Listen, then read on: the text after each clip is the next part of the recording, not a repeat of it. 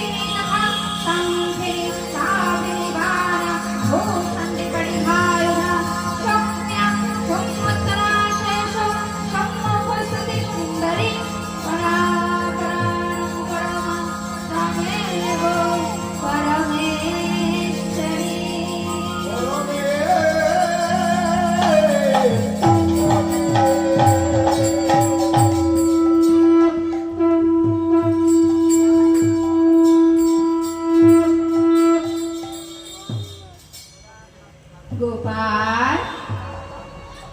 মা মা কাত্যায়নী, তুমি এসেছো? গোপাল ডেকেছে, না এসে থাকতে পারি? বলো, তোমার কি সেবা করতে পারি?